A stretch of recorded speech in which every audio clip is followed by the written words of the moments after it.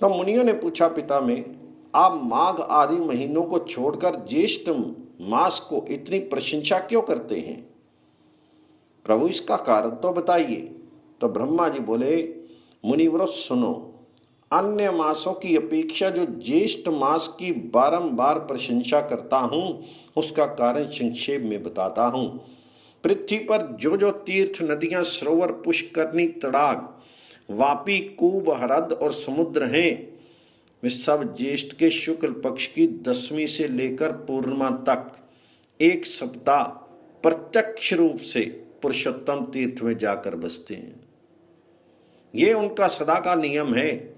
इसलिए वहां स्नान, दान, देव दर्शन आदि जो कुछ पुण्य कार्य उस समय किया जाता है वे अक्षय हो जाता है। द्विजवरों, ज्येष्ठ मास के शुक्ल पक्ष की 10वीं तिथि 10 पापों को हरती है, इसलिए उसे दशहरा कहा गया है। उस दिन जो लोग अपनी इंद्रियों को वश में रखते हुए श्री कृष्ण, बलराम और सुभद्रा का दर्शन करते हैं वे सब पापों से मुक्त होकर विष्णु लोक में जाते हैं। उत्तरायण और दक्षिणायन के आरंभ के दिन श्री पुरुषोत्तम बलराम और सुभद्रा का दर्शन करने वाला मानव बैकुंठ धाम में जाता है। जो मनुष्य फागुन के पूर्णिमा के दिन एक चित्त होकर पुरुषोत्तम श्री गोविंद की ध्युलोक विराजमान देखता है, झूले पर विराजमान, फागुन की पूर्णिमा के दिन एक चित्त होकर पुरुषोत्तम श्री गोविंद को झूले पर जो विराजमान देखता है वह उनके धाम में चला जाता है।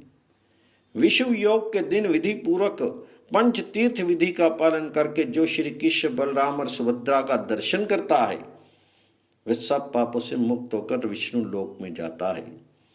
जो वैशाख मास की कृष्ण पक्ष की तृतीया को चंदन चर्चित श्री कृष्ण का दर्शन करता है वह विष्णु धाम में जाता है। ज्येष्ठा नक्षत्र से युक्त ज्येष्ठ मास की पूर्णिमा के दिन जो श्री पुरुषोत्तम का दर्शन करता है वह अपनी 21 पीढ़ियों का उद्धार करके श्री विष्णु लोक में जाता है। जिस दिन राशि और नक्षत्र के योग से महाज्येष्ठी अर्थात ज्येष्ठ की पूर्णिमा हो उस दिन यत्न पूर्वक श्री पुरुषोत्तम तीर्थ में पहुंचना चाहिए।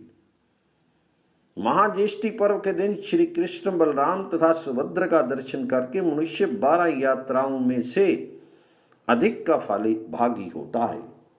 प्रयाग, कुरुक्षेत्र, नैमिषारण्य, पुष्कर, गया, हरिद्वार, कुशावर्त, गंगा सागर संगम, महानदी वैतरणी तथा अन्य जितने तीर्थ हैं, अथवा अधिक कहने की क्या आवश्यकता, पृथ्वी तल के सब तीर्थ, सब मंदिर, सब समुद्र, सब पर्वत, सब नदियां, सब सरोवरों में ग्रहण के समय स्नान दान से जो फल होता है वही माँ ज्येष्ठी को श्री कृष्ण का दर्शन करने मात्र से मनुष्य पा लेता है।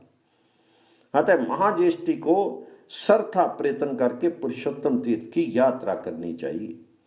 सुभद्रा के साथ श्री कृष्ण और बलराम का दर्शन करने वाला मनुष्य अपने समस्त कुल का उद्धार करके भगवान विष्णु के धाम में जाता है।